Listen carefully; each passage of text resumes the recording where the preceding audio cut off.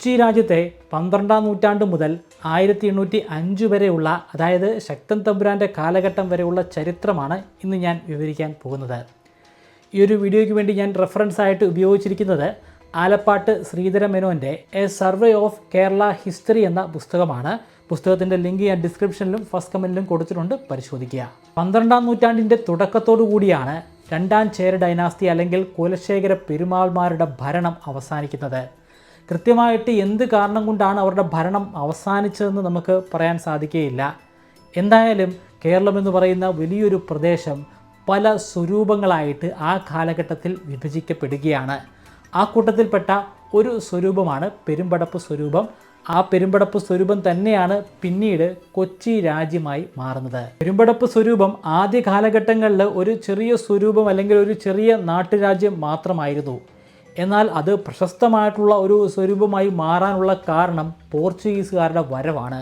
അതോടുകൂടി കാര്യങ്ങൾ വലിയ രീതിയിൽ തന്നെ മാറി മറിയുകയായിരുന്നു. കൊച്ചി രാജാക്കന്മാരുടെ തുടക്കത്തെക്കുറിച്ച് വിവരിക്കുന്ന ഒരു കാഴ്ചപ്പാടുണ്ട്.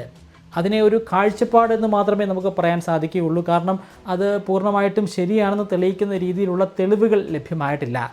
ആ കാഴ്ചപ്പാട് അനുസരിച്ച് കുലശേഖര പെരുമാൾമാരുടെ അടുത്ത തലമുറയിൽപ്പെട്ട ആളുകളാണ് പിന്നീട് കൊച്ചി രാജാക്കന്മാരായി മാറുന്നത്. മഹോദയപുരം അല്ലെങ്കിൽ ഇന്നത്തെ കൊടുങ്ങല്ലൂർ ആസ്ഥാനമാക്കിയാണ് കുലശേഖരന്മാർ ഭരിച്ചിരുന്നത്.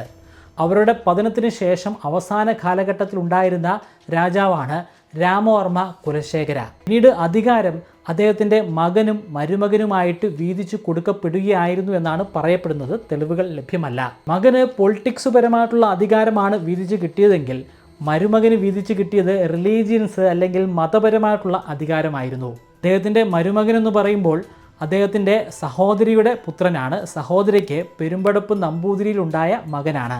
പിന്നീട് വർഷങ്ങൾ കഴിഞ്ഞപ്പോൾ മകൻ്റെ പിൻതലമുറക്കാർ വേണാട് സ്വരൂപത്തിൻ്റെ ഭാഗമായിട്ട് മാറുകയായിരുന്നു. അതുപോലെ മരുമകൻ്റെ പിൻതലമുറക്കാർ അവർ പെരുമ്പടപ്പ് സ്വരൂപത്തിൻ്റെ ഭാഗമായിട്ട് മാറുകയായിരുന്നു. വേണാട് സ്വരൂപം ഭരിച്ചിരുന്ന രാജാക്കന്മാർ കുലശേഖര പെരുമാൾ എന്ന ടൈറ്റിൽ ഏറ്റെടുക്കുകയായിരുന്നു. അതേസമയത്ത് കൊച്ചി കേന്ദ്രീകരിച്ച് അല്ലെങ്കിൽ പെരുമ്പടപ്പ് കേന്ദ്രീകരിച്ച് ഭരിച്ചിരുന്ന രാജാക്കന്മാർ തെങ്ങാതുര കോവിൽ അധികാരി എന്ന പട്ടമാണ് ഏറ്റെടുക്കുന്നത്.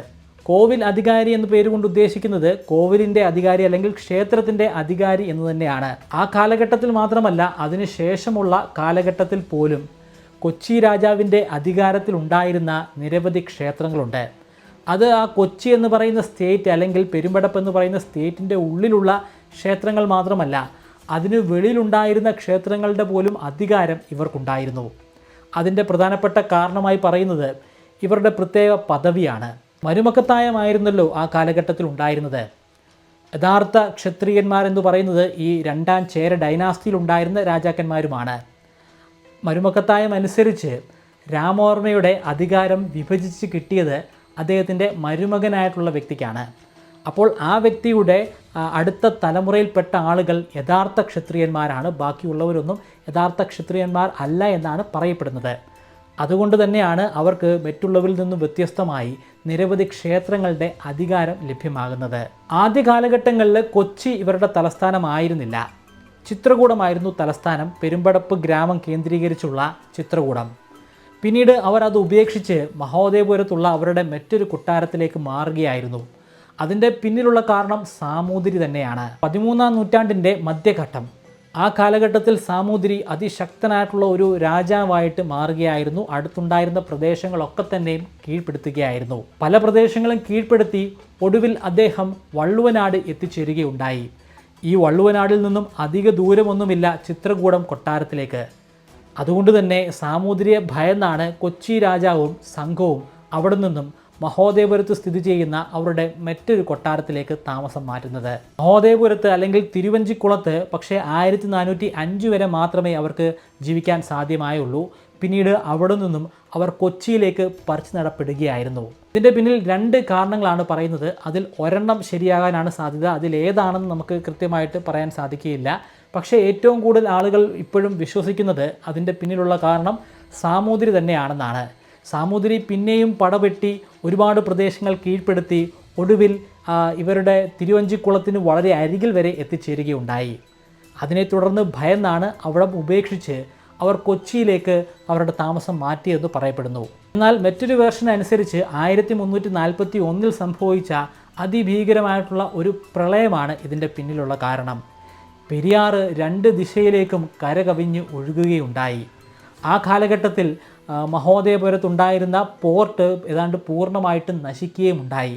പിന്നീട് ഒരു പോർട്ട് ഉണ്ടാക്കിയെടുക്കാനായിട്ട് ശ്രമിച്ചു എങ്കിൽ പോലും അതിന് വലിയ പ്രാധാന്യം ലഭ്യമാവാതെ ആവുകയായിരുന്നു. അതേ സമയത്ത് തന്നെ കൊച്ചി കേന്ദ്രീകരിച്ചുണ്ടായിരുന്ന പോർട്ട് കുറച്ചുകൂടെ ഉയർന്ന രീതിയിൽ വളർന്നു വരാനും തുടങ്ങി. അതിനെ തുടർന്നാണ് അവർ ഈ മഹോദയപുരം ഉപേക്ഷിച്ച് കൊച്ചിയിലേക്ക് ചേക്കേറുന്നത്. ഈ ചരിത്ര ഭാഗങ്ങളൊക്കെ പറയുമ്പോഴും കൊച്ചി ഭരിച്ചിരുന്ന ആളുകൾ കൊച്ചി രാജാവ് എന്ന പേരിലും സാമൂതിരി കോഴിക്കോട് ഭരിച്ചിരുന്നു എന്ന രീതിയിലുമാണ് പറയുന്നത്. ഏത് സാമൂതിരിയാണെന്ന് പറയുന്നില്ല, അതുപോലെ ഏത് കൊച്ചി രാജാവാണെന്നും പറയുന്നില്ല. സാമൂതിരിമാരുടെ ചരിത്രം വിവരിക്കുന്ന അല്ലെങ്കിൽ കോഴിക്കോട് സാമ്രാജ്യത്തിൻ്റെ ചരിത്രം വിവരിക്കുന്ന ഒരു വീഡിയോ മുമ്പ് ഞാൻ ചെയ്തതാണ്. അതിലും കുറേയധികം പേർ എന്നോട് ചോദിക്കുകയുണ്ടായി, ഏത് സാമൂതിരിയാണെന്ന് പറയാത്തത് എന്താണ്? എല്ലാ ഘട്ടങ്ങളിലും സാമൂതിരി എന്നുള്ള പേര് മാത്രമേ പറയുന്നുള്ളൂ. കാരണം കൃത്യമായിട്ട് അതൊന്നും രചിക്കപ്പെട്ടിട്ടില്ല എന്നതാണ്.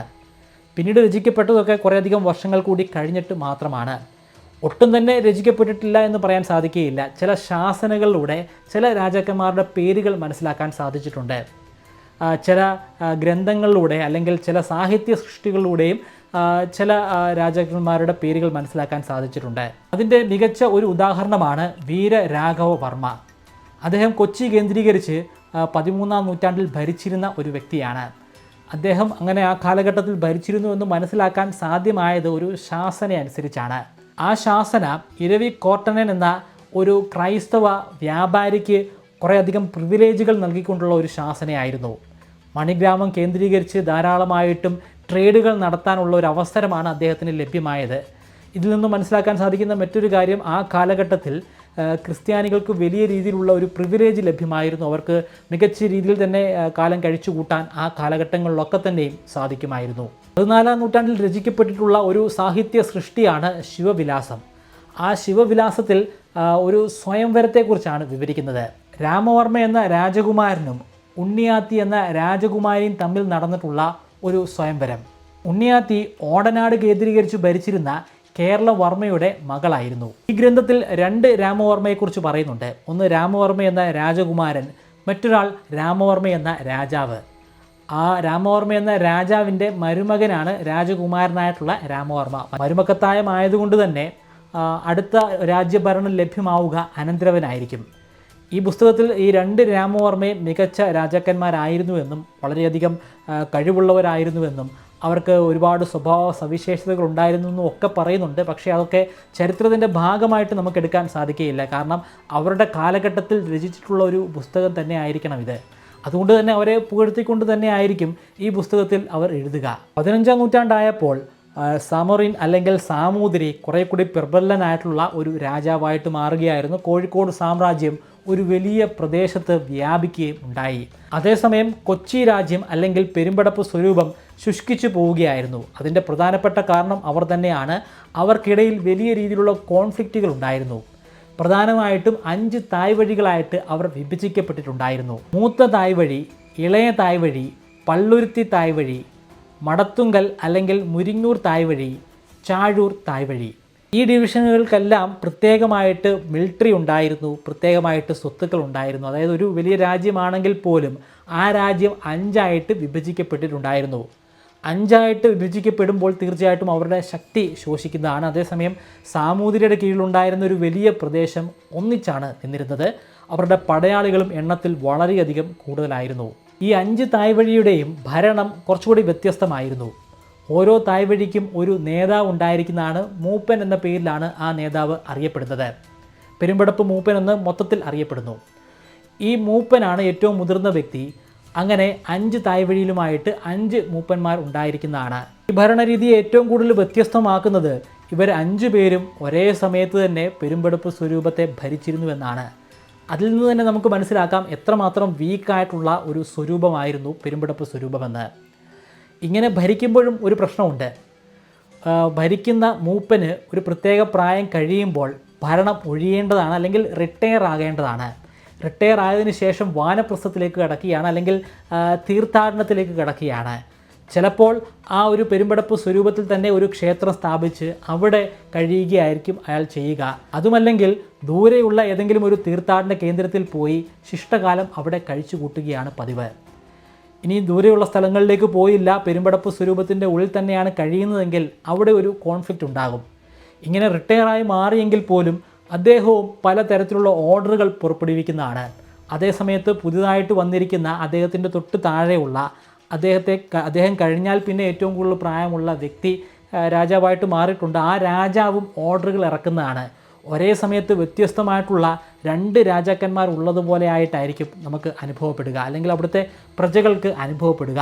ഇത്തരത്തിലുള്ള 5 തായ്വഴികൾ കൂടിയാകുമ്പോൾ അവിടെ പൊളിറ്റിക്സ് വളരെയധികം അൺസ്റ്റേബിളാണ്. എന്നാൽ ഇതിനൊക്കെ മാറ്റം സംഭവിക്കുന്നത് പോർച്ചുഗീസുകാരുടെ വരവോടുകൂടിയായിരുന്നു. പോർച്ചുഗീസുകാർ ആദ്യം എത്തിച്ചേർന്നത് കോഴിക്കോടാണെങ്കിൽ പോലും അവർക്ക് മികച്ച രീതിയിലുള്ളൊരു സൗഹൃദം സ്ഥാപിക്കാൻ സാധ്യമായത് ഈ കൊച്ചി രാജാവുമായിട്ടാണ്. അതിൻ്റെ കാരണം 2 കൂട്ടർക്കുമുള്ള കോഴിക്കോട് സാമ്രാജ്യത്തോടുള്ള ദേഷ്യമായിരുന്നു.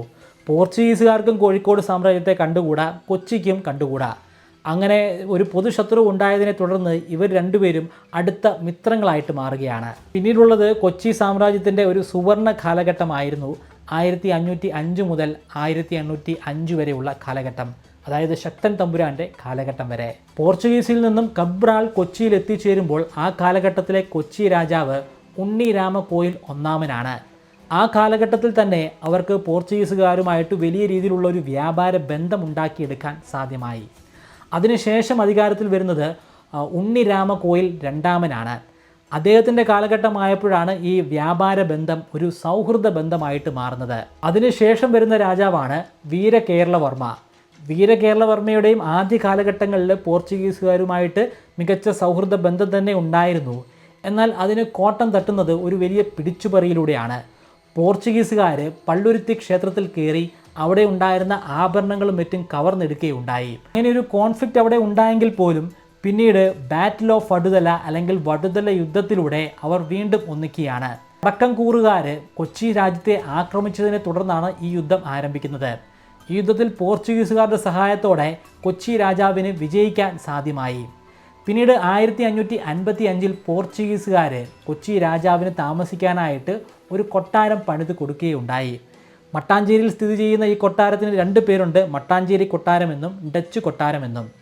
അതിൻ്റെ പേര് ഡച്ച് കൊട്ടാരം എന്നാണെങ്കിൽ പോലും അത് പണി കഴിപ്പിച്ചത് ഡച്ചുകാരല്ല, പോർച്ചുഗീസുകാരാണ്. പിന്നീട് കുറച്ച് വർഷങ്ങൾ കൂടി കഴിഞ്ഞ് ഡച്ചുകാർ ഈ കൊട്ടാരം റിനോവേറ്റ് ചെയ്ത് കുറച്ചുകൂടെ മനോഹരമാക്കി മാറ്റുകയുണ്ടായി. അതിനെ തുടർന്നാണ് ഇതിന് ഡച്ച് കൊട്ടാരം എന്ന പേര് കൂടി ലഭ്യമായത്. വീരകേരളവർമ്മയ്ക്ക് ശേഷം അധികാരത്തിൽ വന്ന രാജാവാണ് കേശവ രാമവർമ്മ. അദ്ദേഹം വളരെ ബുദ്ധിമാനായിട്ടുള്ള, വളരെ ബ്രില്യൻ്റ് ആയിട്ടുള്ള ഒരു രാജാവായിരുന്നു. കലകളോടൊക്കെ പ്രത്യേകമായിട്ടുള്ളൊരു സ്നേഹം അദ്ദേഹത്തിനുണ്ടായിരുന്നു. അതുകൊണ്ട് തന്നെ അദ്ദേഹത്തിൻ്റെ സദസ്സിൽ നിരവധി കവികളുടെ സാന്നിധ്യം ഉണ്ടായിരുന്നു. ബാലകവിയും മഴമംഗളവും അദ്ദേഹത്തിൻ്റെ സദസ്സിലുണ്ടായിരുന്ന 2 കവികളാണ്. അദ്ദേഹത്തിൻ്റെ കാലഘട്ടത്തിൽ തന്നെയാണ് ജൂതന്മാർ കൊച്ചിയിൽ എത്തിച്ചേരുന്നത്. 1567 ഇദ്ദേഹത്തിൻ്റെ കൊട്ടാരത്തിൻ്റെ വളരെ അരികിലായിട്ട് തന്നെ ഒരു ജൂത സെറ്റിൽമെൻറ്റ് അല്ലെങ്കിൽ ഒരു ജൂത ടൗൺഷിപ്പ് ആരംഭിക്കാനുള്ള സഹായവും അദ്ദേഹം ചെയ്തു കൊടുത്തു. അതുപോലെ തന്നെ കൊങ്കണി ബ്രാഹ്മണന്മാർ അല്ലെങ്കിൽ ഗൗഡസാരസ്വ ബ്രാഹ്മണന്മാർക്കും മട്ടാഞ്ചേരിയിലെ ഒരു പ്രദേശം കൊടുക്കുകയുണ്ടായി. 1599 ഇവിടെ അവർ തിരുമല ദേവസ്വം ക്ഷേത്രം നിർമ്മിക്കുകയും ചെയ്തു. ഈ കാലഘട്ടത്തിലാണ് കൊച്ചി സാമ്രാജ്യത്തിൻ്റെ കസ്റ്റംസ് ഡ്യൂട്ടി ബലപ്രയോഗത്തിലൂടെ പോർച്ചുഗീസുകാർ കൈക്കലാക്കുന്നത്. ഇത് കൊച്ചി രാജാവിനെ വലിയ രീതിയിൽ തന്നെയാണ് ദേഷ്യപ്പെടുത്തിയത്. അതിനെ തുടർന്ന് ഒരു യുദ്ധം അവിടെ നടക്കുന്നുണ്ട്. ആ യുദ്ധത്തിൽ വിജയിക്കുന്നത് കൊച്ചി രാജാവ് തന്നെയാണ്. യുദ്ധവിജയത്തിന് ശേഷം പിന്നീട് അദ്ദേഹം റിട്ടയർമെൻറ്റിലേക്ക് കടക്കുകയായിരുന്നു. ബനാറസിൽ പോയി പിന്നീടുള്ള കാലം അദ്ദേഹം അവിടെയാണ് കഴിച്ചു കൂട്ടുന്നത്. അവിടെ വെച്ച് തന്നെ 1601 അദ്ദേഹം മരണമടഞ്ഞു. 1656 വരെ കാര്യമായിട്ടുള്ള സംഭവങ്ങളൊന്നും കൊച്ചിയിൽ നടക്കുന്നില്ല. പക്ഷേ 1656 വളരെയധികം പ്രാധാന്യമുണ്ട്. കൊച്ചിയുടെ ചരിത്രത്തിൽ ഒരൊറ്റ വനിതാ രാജാവ് മാത്രമേ ഉണ്ടായിട്ടുള്ളൂ. അധികാരത്തിലേറിയത് 1656 റാണി ഗംഗാധര ലക്ഷ്മി എന്നാണ് അവരുടെ പേര്. 2 വർഷക്കാലം മാത്രമാണ് അവർക്ക് അധികാരത്തിലിരിക്കാൻ സാധ്യമായത്. 2 വർഷത്തിന് ശേഷം വെട്ടത്തുനാട് നിന്നും ഒരാളെ ദത്തെടുത്തിട്ട് അടുത്ത രാജാവാക്കി മാറ്റുകയായിരുന്നു. പക്ഷേ അദ്ദേഹത്തിന് വലിയ ആയുസ്സൊന്നും ഉണ്ടായിരുന്നില്ല. 1662 കൊട്ടാരത്തിൻ്റെ അരികിൽ വെച്ച് തന്നെ അദ്ദേഹം കൊല ചെയ്യപ്പെടുകയായിരുന്നു. അവിടെ ഉണ്ടായിരുന്ന ഒരു തർക്കത്തെ തുടർന്ന്, ഒരു ആക്രമണത്തെ തുടർന്നായിരുന്നു ആ മരണം സംഭവിച്ചത്. അതിനുശേഷം വീണ്ടും വെട്ടത്തുനാട് നിന്നും മറ്റൊരാളെ ദത്തെടുത്ത് രാജാവാക്കി. അദ്ദേഹത്തിൻ്റെ പേര് ഗോദവർമ്മ എന്നാണ്. ഗോദവർമ്മയ്ക്കും അധിക നാൾ ആ അധികാര സ്ഥാനത്തിൽ തുടരാൻ സാധ്യമായില്ല. കാരണം ആ കാലഘട്ടത്തിലാണ് ഡച്ചുകാരുടെ ആക്രമണം ഉണ്ടാകുന്നത്.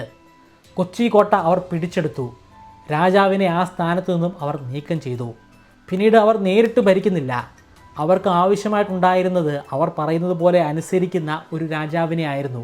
അപ്രകാരം ഒരു രാജാവിനെ അവർ എടുക്കുകയാണ്. മൂത്ത തായ്വഴിയിലെ വീരകേരളവർമ്മയെയാണ് അടുത്ത രാജാവായി അവർ എടുക്കുന്നത്. വീരകേരളവർമ്മ എന്ന പേര് വീണ്ടും ആവർത്തിച്ചു വരുന്നുണ്ട്. അതുപോലെ രാമവർമ്മ എന്ന പേര് ആവർത്തിച്ചു വരുന്നുണ്ട്. അവിടെ ഒന്നാമൻ രണ്ടാമൻ എന്നുള്ള സ്ഥാനപ്പേരുകളൊന്നും ലഭ്യമായിട്ടില്ല. അതുകൊണ്ടാണ് ഞാൻ അതേ പേര് തന്നെ ഉപയോഗിക്കുന്നത്. പക്ഷേ അതൊരു കൺഫ്യൂഷനായി മാറുമെന്ന് എനിക്ക് തോന്നുന്നില്ല. കാരണം പല കാലഘട്ടങ്ങളിലായിട്ടാണ് ഈ പേരുകൾ വീണ്ടും വരുന്നത്. ഒരേ കാലഘട്ടങ്ങളിൽ തന്നെ വരുന്നത് ഒരൊറ്റ തവണ മാത്രമേ ഉണ്ടായിരുന്നുള്ളൂ. അത് രാമവർമ്മമാരാണ്, 2 രാമവർമ്മമാരാണ്. 1678 ഡച്ചുകാർ ഒരു നിയമം കൊണ്ടുവരികയാണ്. അതുവരെ ആ പ്രദേശം ശരിക്കും ഭരിച്ചിരുന്നത് കൊച്ചി രാജാവ് തന്നെയാണ്. കൊച്ചി രാജാവിന് ആ സ്ഥാനം നഷ്ടമാവുകയാണ്. അദ്ദേഹത്തിന് രാജാവായിട്ട് തന്നെ തുടരാൻ സാധിക്കും. പക്ഷേ അഡ്മിനിസ്ട്രേഷൻ പൂർണ്ണമായിട്ടും കൈകാര്യം ചെയ്യുന്നത് പാലിയത്തച്ഛനാണ്. പാലിയത്തച്ഛൻ കൊച്ചി രാജ്യത്തെ പ്രധാനമന്ത്രിയാണ്. പക്ഷേ അദ്ദേഹത്തിന് പ്രധാനപ്പെട്ട അധികാരങ്ങൾ പൂർണ്ണമായിട്ടും ഡച്ചുകാർ കൈമാറുകയാണ്. ആ സമയത്ത് കൊച്ചി രാജാവ് ഒരു റെപ്രസെൻറ്റേറ്റീവ് മാത്രമായി തുടരുകയാണ്. അതായത് ഈ കാലഘട്ടത്തിൽ നമ്മുടെ രാജ്യത്തുള്ള പ്രസിഡൻറ്റിനെ പോലെയും അതുപോലെ ഗവർണർമാരെ പോലെയുള്ള ഒരു സ്ഥാനം മാത്രമായിരുന്നു ആ ഘട്ടത്തിൽ കൊച്ചി രാജാവിനുണ്ടായിരുന്നത്. ഡച്ചുകാർ വന്നതിന് ശേഷം പിന്നീട് അങ്ങോട്ട് മൂത്ത തായ്വഴിയിലും ചാഴൂർ തായ്വഴിയിലുമുള്ള ആളുകളെ മാത്രമാണ് കൊച്ചി രാജാവായിട്ട് പരിഗണിച്ചിരുന്നത്. ഇതിൽ ഒരുപാട് തർക്കങ്ങളുണ്ടായിരുന്നു പലർക്കും. അക്കൂട്ടത്തിൽ ഏറ്റവും വലിയ തർക്കവുമായിട്ട് മുന്നോട്ട് വരുന്നത് വെട്ടത്തുനാടാണ്. കാരണം ഇതിനു മുൻപ് ഡച്ചുകാർ വരുന്നതിന് മുൻപ് വെട്ടത്തുനാട്ടിൽ നിന്നാണ് രാജാക്കന്മാരെ ദത്തെടുത്തിരുന്നത്. വീണ്ടും തങ്ങൾക്ക് ആ അധികാരം ലഭ്യമാക്കണമെന്ന് അവർ ഒരുപാട് വാദിക്കുകയുണ്ടായി. ആ വാദങ്ങൾ ഒടുവിൽ ഒരു യുദ്ധത്തിൽ കലാശിക്കുകയായിരുന്നു. പാലിയത്തച്ഛനാണ് ആ യുദ്ധം പ്രധാനമായിട്ടും നേരിട്ടത്. എന്നാൽ അദ്ദേഹം ഒറ്റയ്ക്കായിരുന്നില്ല. അദ്ദേഹത്തെ സഹായിക്കാനായിട്ട് ഡച്ചുകാരുടെ ഒരു വലിയ പടയുണ്ടായിരുന്നു. കൂടാതെ സാമൂതിരിയും സഹായിക്കുകയുണ്ടായി. അതിനെ തുടർന്ന് അവർക്ക് നിഷ്പ്രയാസമായിട്ട് തന്നെ വെട്ടത്തുനാടിനെ ഒതുക്കാൻ സാധ്യമായി. പിന്നീട് 1700 സാമൂതിരിയും കൊച്ചിയും തമ്മിൽ പരസ്പരം ഒരു യുദ്ധമുണ്ടായി. അത് കുറേയധികം നാൾ നീണ്ടു നിന്ന ഒരു യുദ്ധമായിരുന്നു. 9 വർഷക്കാലമാണ് അത് നീണ്ടു നിന്നത്. അതിൽ മുൻതൂക്കം കൊച്ചി രാജാവിനായിരുന്നു. ഒടുവിൽ അവർ രണ്ടുപേരും പരസ്പരം സംസാരിച്ച് ഒരു സമാധാന കരാറിലേക്ക് എത്തിച്ചേർന്നു. അവിടെയും നേട്ടമുണ്ടായത് കൊച്ചി രാജാവിന് തന്നെയാണ്. മുൻകാലങ്ങളിൽ സാമൂതിരി കയ്യിൽ വെച്ചിരുന്ന കൊച്ചി രാജ്യത്തിൻ്റെ പല പ്രദേശങ്ങളും വിട്ടുകൊടുക്കുന്നത് ഈ ഒരു ഘട്ടത്തിലാണ്. പക്ഷേ സാമൂതിരിക്ക് പിന്നീട് വെറുതെ ഇരിക്കാൻ സാധിക്കുമായിരുന്നില്ല. പ്രധാനപ്പെട്ട സ്ഥലങ്ങൾ നഷ്ടമായതിനെ തുടർന്ന് 1715 അദ്ദേഹം വീണ്ടും കൊച്ചിയെ ആക്രമിക്കുന്നുണ്ട്. ഇത്തവണയും മുൻതൂക്കം കൊച്ചി രാജാവിന് തന്നെയായിരുന്നു. അതിനെ തുടർന്ന് ഒരു സമാധാന ഉടമ്പടി ഉണ്ടാകുന്നു. ആ ഉടമ്പടിയിൽ ഇനി കൊച്ചി രാജ്യത്തെ ആക്രമിക്കുകയില്ല എന്ന് സാമൂതിരി സമ്മതിക്കുകയാണ്. അതിനു പുറമെ വർഷങ്ങൾക്ക് മുൻപ് മുതൽ തന്നെ കൊച്ചി രാജ്യത്തിൻ്റെ പിടിച്ചടക്കിയിട്ടുള്ള പല പ്രദേശങ്ങളും സാമൂതിരി വിട്ടുകൊടുക്കുകയാണ്. പെരുമ്പടപ്പ് സ്വരൂപം എന്ന അല്ലെങ്കിൽ പെരുമ്പടപ്പ് വില്ലേജ് എന്ന് പറയുന്ന അവരുടെ ആദ്യകാല തലസ്ഥാനം ഒഴികെ. ഈ പ്രദേശങ്ങളൊക്കെ എങ്ങനെയാണ് സാമൂതിരി കീഴ്പ്പെടുത്തിയതെന്ന് ഞാൻ ഈ വീഡിയോയിൽ പരാമർശിക്കുന്നില്ല. കാരണം മുൻപ് സാമൂതിരിയുടെ ചരിത്രം വിവരിക്കുന്ന സമയത്ത് അതിനെക്കുറിച്ചൊക്കെ വിശദമായിട്ട് വിശദീകരിച്ചതാണ്. അത് വീണ്ടും വിശദീകരിച്ചു കഴിഞ്ഞാൽ അത് ഒരു ആവർത്തന വിരസത ഉണ്ടാക്കാനുള്ള സാധ്യതയുണ്ട്. എന്തായാലും സാമൂതിരിയുടെ ആ വീഡിയോയുടെ ലിങ്ക് ഞാൻ ഇവിടെ ഐ ബട്ടണിലും ഡിസ്ക്രിപ്ഷനിലും കൊടുക്കുന്നുണ്ട്. താല്പര്യമുള്ളവർ അത് പരിശോധിച്ച് നോക്കുക. സാമൂതിരിയുമായിട്ടുള്ള ഈ യുദ്ധത്തിന് ശേഷമാണ് കൊച്ചി രാജാവിന് അദ്ദേഹത്തിൻ്റെ പഴയ അധികാരങ്ങളൊക്കെ തിരിച്ചു കിട്ടുന്നത്.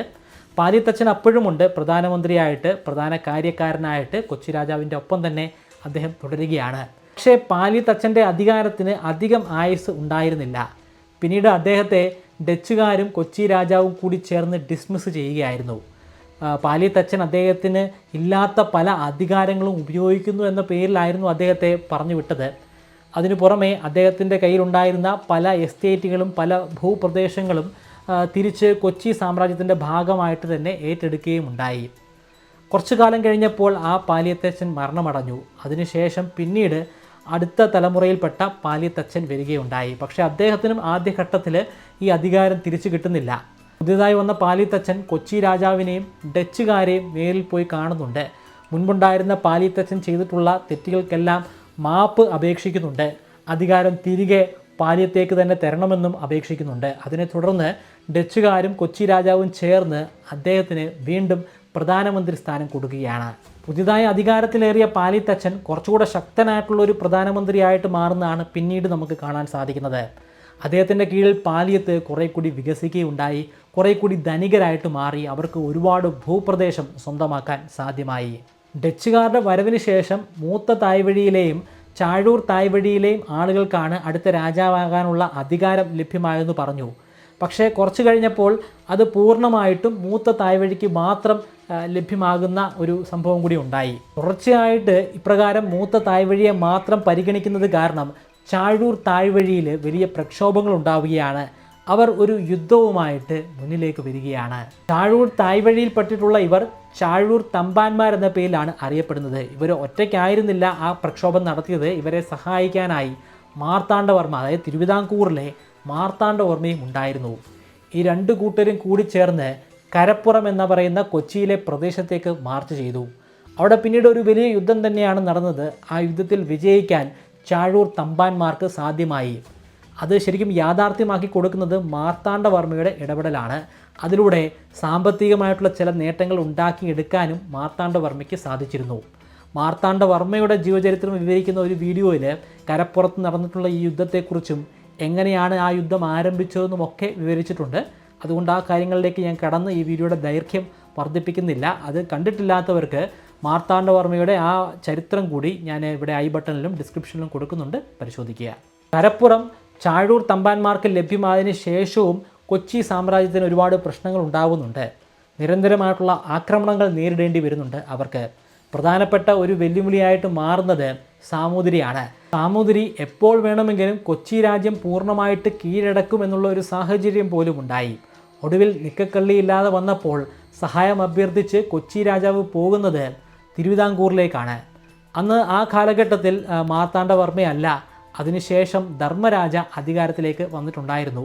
1762 ധർമ്മരാജയുമായിട്ട് ഒരു കരാർ ഉണ്ടാക്കിയാണ്. ആവശ്യമായിട്ടുള്ള സൈനിക സഹായങ്ങൾ ചെയ്തു തരാമെന്ന് അതിൽ വ്യക്തമായിട്ട് പരാമർശിച്ചിട്ടുണ്ടായിരുന്നു. അതിനെ തുടർന്ന് ദളവ അയ്യപ്പൻ മാർത്താണ്ഡ പിള്ളയുടെ കീഴിൽ ഒരു വലിയ സൈന്യത്തെ കൊച്ചിയിലേക്ക് അയക്കുകയാണ്. ആ സൈന്യവും കൊച്ചി രാജാവിൻ്റെ സൈന്യവും ചേർന്ന് വലിയ രീതിയിലുള്ള ചെറുത്തുനിൽപ്പാണ് സാമൂതിരിയുടെ സൈന്യത്തിന് മേൽ ഏൽപ്പിച്ചത്. ആ യുദ്ധത്തിൽ വിജയിക്കുന്നത് കൊച്ചി രാജാവ് തന്നെയായിരുന്നു. സാമൂതിരിയെ തോൽപ്പിച്ച് 10 വർഷങ്ങൾ കൂടി കഴിഞ്ഞ് 1774 മൈസൂർ പട കൊച്ചിയെ ആക്രമിക്കുകയുണ്ടായി. അതിശക്തമായിട്ടുള്ളൊരു പടയായിരുന്നു മൈസൂരിനുണ്ടായിരുന്നത്. അതിൽ പിടിച്ചു നിൽക്കാൻ കൊച്ചിക്ക് സാധ്യമായില്ല. അവർ പരാജയം സമ്മതിക്കുകയായിരുന്നു. ആ പരാജയത്തിനെ തുടർന്ന് അവർക്ക് 1 ലക്ഷത്തോളം വരുന്ന സ്വർണ്ണ നാണയങ്ങൾ അല്ലെങ്കിൽ പഗോഡകളാണ് കൊടുക്കേണ്ടി വന്നത്. ആ കാലഘട്ടത്തിൽ രാജാക്കന്മാർ ഉപയോഗിച്ചിരുന്ന നാണയമാണ്, സ്വർണ്ണ നാണയമാണ് പഗോഡകൾ എന്ന പേരിൽ അറിയപ്പെടുന്നത്. പൂർണ്ണമായിട്ടും സ്വർണ്ണമല്ല, എന്നാൽ നല്ലൊരു ശതമാനം സ്വർണം അതിൽ അടങ്ങിയിട്ടുണ്ട്.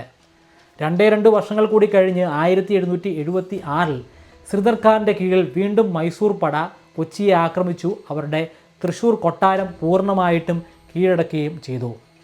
ഇതെങ്ങനെയാണ് നടന്നതെന്നും എപ്രകാരമാണ് ആ കീഴടക്കൽ സംഭവിച്ചതെന്നുമൊക്കെ മൈസൂർ പടയുടെ കേരള ആക്രമണത്തെക്കുറിച്ച് വിവരിക്കുന്ന വീഡിയോയിൽ ഞാൻ പരാമർശിച്ചിട്ടുണ്ട്. അത് കണ്ടിട്ടില്ലാത്തവർക്ക് അതിൻ്റെ ലിങ്കും ഐ ബട്ടണിലും ഡിസ്ക്രിപ്ഷനിലും ഞാൻ കൊടുക്കുന്നുണ്ട്. ഇവിടെ അതിനെക്കുറിച്ച് ഞാൻ വിശദീകരിക്കുന്നില്ല. ശ്രീധർ ഖാൻ്റെ കീഴിലും വലിയൊരു ആക്രമണം കൊച്ചിക്ക് നേരിടേണ്ടി വന്നു. അതിന് പകരമായിട്ട് അല്ലെങ്കിൽ ആ യുദ്ധത്തിലുണ്ടായിട്ടുള്ള നാശനഷ്ടങ്ങൾ പരിഹരിക്കാനായിട്ട് 1 ലക്ഷത്തോളം വരുന്ന സ്വർണ്ണ നാണയങ്ങൾ അല്ലെങ്കിൽ പഗോഡകൾ വീണ്ടും കൊടുക്കേണ്ടി വന്നു. 2 വർഷങ്ങൾക്ക് ശേഷമാണ് ഇത് സംഭവിച്ചതെന്ന് ഓർക്കണം. അതിനു പുറമെ 4 ആനകളെ കൂടി കൊടുക്കേണ്ടി വന്നിട്ടുണ്ട്. എല്ലാ വർഷവും മുടങ്ങാതെ 30,000-ഓളം വരുന്ന പഗോഡകൾ കൊടുത്തുകൊള്ളാമെന്നുള്ള ഒരു കരാറിലും അവർ ഒപ്പിടുകയാണ്. പിന്നീട് അധികാരത്തിൽ വരുന്നത് രാമവർമ്മ എന്ന വളരെ ദുർബലനായിട്ടുള്ള ഒരു രാജാവായിരുന്നു. അദ്ദേഹം വളരെ ദുർബലനാണെന്ന് വ്യക്തമായിട്ട് തിരുവിതാംകൂറിലെ ധർമ്മരാജയ്ക്കും അതുപോലെ ഡച്ചുകാർക്കും അറിയാമായിരുന്നു. അങ്ങനെ ദുർബലനായിട്ടുള്ള ഒരു രാജാവ് അധികാരത്തിൽ ഇരുന്നു കഴിഞ്ഞാൽ എപ്പോൾ വേണമെങ്കിലും മൈസൂർ പടയ്ക്കോ അല്ലെങ്കിൽ മറ്റേതെങ്കിലും ഒരു പടയ്ക്കോ ഇവരെ കീഴ്പ്പെടുത്താൻ സാധിക്കുമെന്നും ഇവർക്ക് വ്യക്തമായിരുന്നു. അതുകൊണ്ട് തന്നെ രാമവർമ്മയോട് സംസാരിച്ച് അദ്ദേഹത്തിൻ്റെ പ്രധാനപ്പെട്ട അധികാരങ്ങളൊക്കെ തന്നെയും അദ്ദേഹത്തിൻ്റെ അടുത്ത അനന്തരാവകാശിക്ക് കൊടുക്കാനായിട്ട് തീരുമാനിച്ചു. അപ്പോഴും രാമവർമ്മ തന്നെയാണ് രാജാവ്. അദ്ദേഹത്തിന് രാജാവിൻ്റേതായിട്ടുള്ള എല്ലാ പ്രിവിലേജുകളും ലഭ്യമാകുന്നതാണ്. പക്ഷേ ഏറ്റവും പ്രാധാന്യം അർഹിക്കുന്ന പല അധികാരങ്ങളും മറ്റൊരാൾക്ക് അദ്ദേഹത്തിൻ്റെ തന്നെ കുടുംബത്തിൽപ്പെട്ട അദ്ദേഹത്തിൻ്റെ തന്നെ അടുത്ത അവകാശിക്ക് കൊടുക്കുകയാണ് ചെയ്തത്. ഇവിടെ ഒരു കൺഫ്യൂഷൻ വരാനുള്ള സാധ്യതയുണ്ട്. കാരണം അടുത്തതായിട്ട് അദ്ദേഹം അധികാരം വെച്ചു കൊടുക്കുന്നതും ഒരു രാമവർമ്മയ്ക്കാണ്. അതായത് നിലവിലുള്ള രാജാവിൻ്റെ പേര് രാമവർമ്മ എന്നാണ്. രാജാവ് അടുത്ത അനന്തരാവകാശിക്ക് കുറേ അധികാരങ്ങൾ കൊടുത്തു. ആ അനന്തരാവകാശിയുടെ പേരും രാമവർമ്മ എന്നാണ്. കൺഫ്യൂഷൻ ഒഴിവാക്കാനായിട്ട് ഇപ്പം പുതുതായിട്ട് വന്നിരിക്കുന്ന ആ അടുത്ത അനന്തരാവകാശിയായിട്ടുള്ള രാമവർമ്മയെ നമുക്ക് ശക്തൻ തമ്പുരാൻ എന്ന് വിളിക്കാം. ശക്തൻ തമ്പുരാൻ എന്ന് വിളിക്കാൻ കാരണമുണ്ട്. കാരണം അദ്ദേഹം തന്നെയാണ് ശക്തൻ തമ്പുരാൻ. അദ്ദേഹം ശക്തനായിട്ടുള്ള ഒരു രാമവർമ്മ തന്നെയായിരുന്നു. ഈ അധികാരങ്ങൾ ലഭ്യമാകുമ്പോൾ അദ്ദേഹത്തിന് വെറും 26 വയസ്സ് മാത്രമായിരുന്നു പ്രായം. പക്ഷേ അപ്പോഴും അദ്ദേഹം രാജാവായി മാറുന്നില്ല. പിന്നീട് വളരെ സുപ്രധാനമായിട്ടുള്ള ചില കാര്യങ്ങൾ സംഭവിക്കുന്നുണ്ട്. ചരിത്രത്തിൽ രാമവർമ്മ എന്ന രാജാവ് എന്നാണ് അതിൽ സൂചിപ്പിച്ചിരിക്കുന്നത്. അത് ഏത് രാമവർമ്മയാണെന്ന് വ്യക്തമല്ല. ഒരു പക്ഷേ ശക്തൻ തമ്പുരാനായിരിക്കാം, അല്ലെങ്കിൽ മറ്റേ രാമവർമ്മ തന്നെ ആയിരിക്കാം. പക്ഷേ ഏറ്റവും കൂടുതൽ സാധ്യതയുള്ളത് ശക്തൻ തമ്പുരാനാണ്. കാരണം പ്രധാനപ്പെട്ട അധികാരമെല്ലാം ശക്തൻ തമ്പുരാന് കൊടുത്തല്ലോ. അദ്ദേഹത്തിൻ്റെ പേരും രാമവർമ്മ എന്ന് തന്നെയാണല്ലോ. അതുകൊണ്ട് രാമവർമ്മ ശക്തൻ തമ്പുരാനായിട്ട് തന്നെ നമുക്ക് എടുക്കാം. രാമവർമ്മയെ ടിപ്പു സുൽത്താൻ വളരെ പ്രധാനപ്പെട്ട ഒരു ദൗത്യം ഏൽപ്പിക്കുകയാണ്. ടിപ്പു സുൽത്താന് ആ കാലഘട്ടത്തിൽ വലിയ ഭ്രമമാണ് തിരുവിതാംകൂറിൻ്റെ മേലുള്ളത്. എങ്ങനെയെങ്കിലും അതിനെ കീഴ്പ്പെടുത്താം. പക്ഷേ ശക്തമായിട്ടുള്ള ഒരു പട തന്നെ തിരുവിതാംകൂറിനുണ്ട്. അതിനു പുറമെ അവർക്ക് ജിയോഗ്രഫിക്കലായിട്ടുള്ള ഒരുപാട് മേൽമയും ഉണ്ട്. അത് ഒഴിവാക്കാനായിട്ട് ഒരു ഇടനിലക്കാരനായിട്ട് കൊച്ചി രാജാവിനെ എടുക്കുകയാണ് ടിപ്പു സുൽത്താൻ. പക്ഷേ കൃത്യമായിട്ടുള്ള ഒരു ദൗത്യം കൂടി ഈ ഇടനിലക്കാരന് വെച്ച് കൊടുക്കുകയാണ്. ഇടനിലക്കാരനായിട്ട് നിന്നാൽ മാത്രം പോരാ, ടിപ്പു സുൽത്താന് മേൽക്കോയ്മ ഉണ്ടാകുന്ന രീതിയിലുള്ള തീരുമാനങ്ങൾ ഉണ്ടാക്കിയെടുക്കാൻ ഈ കൊച്ചി രാജാവിന് അല്ലെങ്കിൽ രാമവർമ്മയ്ക്ക് അതുമല്ലെങ്കിൽ ശക്തൻ തമ്പുരാന് സാധ്യമാകണം. അതിനുവേണ്ടി രാമവർമ്മ ശ്രമിക്കുന്നുണ്ട്. പക്ഷേ ആ ശ്രമങ്ങളൊക്കെ തന്നെ പരാജയമായിരുന്നു. അതുകൊണ്ടാണോ എന്നറിയുകയില്ല, അതിനുശേഷം ടിപ്പു സുൽത്താൻ കൊച്ചി രാജ്യത്തിൻ്റെ പ്രധാനപ്പെട്ട പ്രദേശങ്ങളൊക്കെ തന്നെയും കീഴ്പ്പെടുത്തുകയുണ്ടായി. പക്ഷേ അതിനും അധികം ആയുസ്സൊന്നും ഉണ്ടായിരുന്നില്ല. ആ പ്രദേശമൊക്കെ കീഴ്പ്പെടുത്തി അവിടെ ഒരു താൽക്കാലികമായിട്ടുള്ള ഒരു ഗവർണറിനെ സ്ഥാനമേൽപ്പിച്ചതിന് ശേഷം അദ്ദേഹം മടങ്ങി മൈസൂരിലേക്ക് പോവുകയാണ്. മൈസൂരിൽ നിന്നും ഇവിടേക്ക് നല്ല ദൂരമുണ്ട്. ആ കാലഘട്ടത്തിൽ അത്രയും ദൂരമുള്ള സ്ഥലത്ത് നിന്ന് ഈ കൊച്ചിയെ നിയന്ത്രിക്കാൻ വളരെയധികം പ്രയാസമായിരുന്നു. അതുകൊണ്ട് തന്നെ ടിപ്പു സുൽത്താൻ അവിടെ നിന്നും മടങ്ങിപ്പോയതിനു ശേഷം ടിപ്പു കീഴടക്കിയിരുന്ന പ്രദേശങ്ങളൊക്കെ കൊച്ചി തിരിച്ചു പിടിക്കുന്നുണ്ട്. ടിപ്പുവുമായിട്ടുണ്ടായ യുദ്ധവും അതിനെ തുടർന്നുണ്ടായ തിരിച്ചടിയും ഒക്കെ കൊച്ചി രാജാവിന് ഒരു പാഠമായിരുന്നു. ഇത്തരത്തിലുള്ള ആക്രമണങ്ങൾ ഇനി ഉണ്ടാവാൻ പാടില്ല. അതിനുവേണ്ടി ബ്രിട്ടീഷുകാരുമായിട്ട് ഇംഗ്ലീഷുകാരുമായിട്ട് 1791 ഒരു കരാറുണ്ടാക്കുകയാണ്. വെളിയിൽ നിന്നും ബാഹ്യമായിട്ടുള്ള ഒരു ശക്തി ഇവരെ ആക്രമിക്കാൻ ശ്രമിക്കുകയാണെങ്കിൽ ബ്രിട്ടീഷുകാരുടെ സൈന്യത്തെ ഉപയോഗിക്കാൻ സാധിക്കുന്നതാണ്. അതിനു പകരമായിട്ട് പ്രധാനപ്പെട്ട ട്രേഡുകളൊക്കെ തന്നെയും ബ്രിട്ടീഷുകാരായിട്ടാണ് ഇനി അവർക്ക് നടത്തേണ്ടി വരിക. ശക്തൻ തമ്പുരാൻ യഥാർത്ഥ രാജാവായിട്ട് തന്നെ പിന്നീട് മാറുന്നത് നമുക്ക് കാണാം. അദ്ദേഹം അടുത്ത അനന്തരാവകാശിയായിരുന്നല്ലോ. പഴയ രാജാവിൻ്റെ കാലം കഴിഞ്ഞതോടുകൂടി ശക്തൻ തമ്പുരാൻ യഥാർത്ഥ ശക്തനായിട്ട് അല്ലെങ്കിൽ ശക്തൻ തമ്പുരാൻ എന്ന രാജാവായിട്ട് മാറുകയാണ്. പക്ഷേ അതിനു മുൻപ് തന്നെ ഒരുപാട് വർഷങ്ങൾ അദ്ദേഹം പ്രധാനപ്പെട്ട വകുപ്പുകളൊക്കെ തന്നെയും കൈകാര്യം ചെയ്തിട്ടുണ്ടായിരുന്നു. ആ വലിയ എക്സ്പീരിയൻസുമായിട്ടാണ് അദ്ദേഹം ആ രാജാവ് സ്ഥാനം അലങ്കരിക്കാനായിട്ട് പോകുന്നത്. ആ എക്സ്പീരിയൻസ് അദ്ദേഹത്തെ വലിയ രീതിയിൽ തന്നെ സഹായിച്ചിട്ടുണ്ട്. അതുകൊണ്ട് തന്നെ കൊച്ചി രാജ്യം കണ്ടിട്ടുള്ളതിൽ വെച്ച് ഏറ്റവും മികച്ച രാജാവായിട്ട് അദ്ദേഹം വളരുന്ന കാഴ്ചയാണ് പിന്നീട് നമുക്ക് കാണാൻ കഴിയുന്നത്. തിരുവിതാംകൂറിലെ ഏറ്റവും ശക്തനായിട്ടുള്ള രാജാവ് ആരായിരുന്നു എന്ന് ചോദിച്ചു കഴിഞ്ഞാൽ എല്ലാവർക്കും ഒറ്റ വാക്കിൽ ഉത്തരം പറയാൻ സാധിക്കും, മാർത്താണ്ഡവർമ്മ എന്നാണ്. ആ കാലഘട്ടത്തിൽ വളരെയധികം പ്രതികൂലമായിട്ടുള്ള സാഹചര്യം മാർത്താണ്ഡവർമ്മയ്ക്ക് ഉണ്ടായിരുന്നു. എന്നാൽ അതിനെയൊക്കെ അതിജീവിച്ച് അതിനെയൊക്കെ അടിച്ചൊതുക്കി അദ്ദേഹം അതിശക്തനായിട്ട് വളർന്നു വരികയായിരുന്നു. അതേ രീതിയിൽ തന്നെ അതേ സാഹചര്യത്തിലൂടെ തന്നെയാണ് ശക്തൻ തമ്പുരാനും കടന്നു പോകുന്നത്. ആ കാലഘട്ടത്തിൽ രാജാവിനേക്കാൾ വലിയ പ്രജകൾ ആ രാജ്യത്തുണ്ടായിരുന്നു. വലിയ പ്രദേശങ്ങൾ കൈയടക്കി ഭരിച്ചിരുന്ന നിരവധി നായന്മാരുണ്ടായിരുന്നു. അവരെ ഒതുക്കാനായിട്ട് രാജാവിൻ്റെ പക്കൽ ഒരു മികച്ച തന്ത്രം തന്നെയാണ് ഉണ്ടായിരുന്നത്. അദ്ദേഹത്തിൻ്റെ രാജ്യത്തെ കൊച്ചി രാജ്യത്തെ പല താലൂക്കുകളായിട്ട് ഡിവൈഡ് ചെയ്യുകയുണ്ടായി. ഓരോ താലൂക്കുകളും അറിയപ്പെടുന്നത് കോവിലകത്തും വാതുക്കൽ എന്നാണ്. ആ ഓരോ താലൂക്കും ഭരിക്കാനായിട്ട് കാര്യക്കാരെ ഏൽപ്പിച്ചു. ഇതിനു പുറമെ ഈ താലൂക്കുകളെല്ലാം പല ഗ്രാമങ്ങളായിട്ട് തിരിക്കുകയും ആ ഗ്രാമങ്ങളിൽ ഒരു ഗ്രാമ നേതാവിനെയും അദ്ദേഹം ഒഫീഷ്യലായിട്ട് നിയമിക്കുകയുണ്ടായി. അങ്ങനെ രാജാവിൻ്റെ ആളുകൾ അല്ലെങ്കിൽ ഓഫീസേഴ്സ് ഭരിക്കുന്ന ഒരു സാഹചര്യമാണ് ഉണ്ടായത്. ഇതിനെ തുടർന്ന് വലിയ രീതിയിലുള്ള ദാരിദ്ര്യം ഒഴിവാക്കാൻ രാജാവിന് ശക്തൻ തമ്പുരാന് സാധ്യമാകുന്നുണ്ട്. സാധാരണക്കാർക്ക് ആവശ്യമായിട്ടെന്ന് നമുക്ക് പറയാൻ സാധിക്കുകയില്ല, പട്ടിണി കടന്ന് മരിക്കുന്ന സാഹചര്യം ഒഴിവാക്കാൻ സാധ്യമായി. കൂടുതൽ ധനികരായിട്ട് വളർന്നു വന്നിരുന്ന നായർ സമൂഹം കുറേ കൂടെ ശുഷ്കിക്കാൻ തുടങ്ങി. ശുഷ്കിക്കുക എന്നുകൊണ്ട് ഉദ്ദേശിക്കുന്നത് പൂർണ്ണമായിട്ടും അവർ നശിച്ചു പോയി എന്നല്ല, കൂടുതലായിട്ട് ധനമുണ്ടാക്കാനുള്ള അവസരം നഷ്ടമാവുകയാണ്. നായന്മാർക്കെതിരെ മാത്രമല്ല അദ്ദേഹം തിരിഞ്ഞത്, ബ്രാഹ്മണന്മാർക്കെതിരെയും അദ്ദേഹം തിരിയുകയുണ്ടായി. വടക്കുംനാഥൻ ക്ഷേത്രം, പെരുമനം ക്ഷേത്രം അതൊക്കെ ഭരിച്ചിരുന്നത് ബ്രാഹ്മണന്മാരായിരുന്നു. ബ്രാഹ്മണന്മാരിൽ നിന്നും അതിൻ്റെ അധികാരങ്ങൾ, ദേവസ്വം അധികാരം രാജാവ് നേരിട്ട് ഏറ്റെടുക്കുകയാണ്. ഗൂഢസ്വാരസ്യ ബ്രാഹ്മണന്മാരെക്കുറിച്ച് ഞാൻ പറഞ്ഞു. മട്ടാഞ്ചേരിയിൽ അവർക്ക് പ്രത്യേകമായിട്ടൊരു സ്ഥലം കൊടുക്കുകയുണ്ടായി. അവരവിടെ തിരുമല ക്ഷേത്രം പണിയുകയുണ്ടായി. ആ ക്ഷേത്രത്തിൽ നിന്നും കുറേയധികം ജുവലറികൾ അല്ലെങ്കിൽ ആഭരണങ്ങൾ ബലപ്രയോഗത്തിലൂടെ രാജാവ് പിടിച്ചെടുക്കുകയുണ്ടായി. അതിനു പുറമെ ഈ കൊങ്കണി ബ്രാഹ്മണന്മാരിൽ നിന്നും കൂടുതലായിട്ട് ടാക്സ് ഏർപ്പാടാക്കുകയും ചെയ്തു. ലാറ്റിൻ ക്രിസ്ത്യാനികൾക്കും രക്ഷയുണ്ടായിരുന്നില്ല. പോർച്ചുഗീസുകാരുടെയും ഡച്ചുകാരുടെയും കാലഘട്ടത്തിൽ ലാറ്റിൻ ക്രിസ്ത്യാനികൾക്ക് വലിയ നേട്ടങ്ങൾ തന്നെയാണ് കൊയ്യാൻ സാധ്യമായത്. അവർക്ക് ധാരാളമായിട്ടും പണം സമ്പാദിക്കാനും വ്യവസായങ്ങൾ നടത്താനും ഒക്കെ സാധിച്ചിരുന്നു. പക്ഷേ അവർക്ക് എതിരെ കടുത്ത നിയമ നടപടികളാണ് ഈ രാജാവ് സ്വീകരിക്കുന്നത്. അവരുടെ പ്രദേശങ്ങളൊക്കെ തന്നെയും പിടിച്ചടക്കുകയാണ് ചെയ്തത്. പലരെയും അവിടെ നിന്നും ഓടിച്ചു വിടുക പോലും ചെയ്തിട്ടുണ്ട്. കനത്ത ടാക്സ് ആണ് അവരുടെ മേൽ ഏർപ്പാടാക്കിയിരുന്നത്. അത് കൊടുക്കാൻ സാധിക്കാതെയാണ് പലരും അവിടെ നിന്ന് ഓടി രക്ഷപ്പെടുന്നത്. പക്ഷേ ക്രിസ്ത്യാനികൾക്ക് എതിരെ പൂർണ്ണമായിട്ടും തിരിയുന്ന ഒരു വ്യക്തി ആയിരുന്നില്ല, അത്തരത്തിലുള്ള ഒരു വർഗീയവാദിയും ആയിരുന്നില്ല അദ്ദേഹം. അതിൻ്റെ മികച്ച ഉദാഹരണമാണ് സിറിയൻ ക്രിസ്ത്യാനികൾ. സിറിയൻ ക്രിസ്ത്യാനികൾക്ക് ഒരുപാട് സ്ഥലങ്ങൾ അദ്ദേഹം കൊടുക്കുന്നുണ്ട്. അവർക്ക് വ്യാപാരം നടത്താനുള്ള അവസരങ്ങൾ കൊടുക്കുന്നുണ്ട്.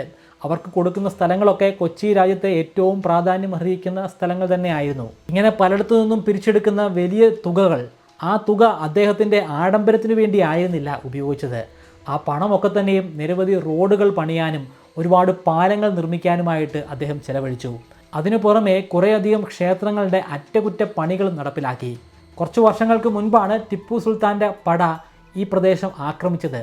അതിനെ തുടർന്ന് ഈ പ്രദേശത്തുണ്ടായിരുന്ന ക്ഷേത്രങ്ങൾക്ക് കേടുപാടുകൾ സംഭവിക്കുകയുണ്ടായി. ആ കേടുപാടുകളൊക്കെ നികത്തുന്നത് അദ്ദേഹം ഈ പണമൊക്കെ ഉപയോഗിച്ചിട്ടാണ്. ടിപ്പു സുൽത്താൻ അങ്ങനെ ക്ഷേത്രങ്ങൾ കേന്ദ്രീകരിച്ച് പ്രത്യേകമായിട്ട് ആക്രമണം അഴിച്ചുവിട്ടു എന്നല്ല. ആ കാലഘട്ടത്തിൽ ഒരു രാജാവ് മറ്റൊരു രാജ്യത്തെ ആക്രമിക്കുമ്പോൾ അവിടുത്തെ ഏറ്റവും പ്രാധാന്യം അർഹിക്കുന്ന ചില നിർമ്മിതികളും കെട്ടിടങ്ങളുമൊക്കെ നശിപ്പിക്കുന്നത് സാധാരണഗതിയിൽ സംഭവിക്കുന്ന കാര്യം തന്നെയാണ്.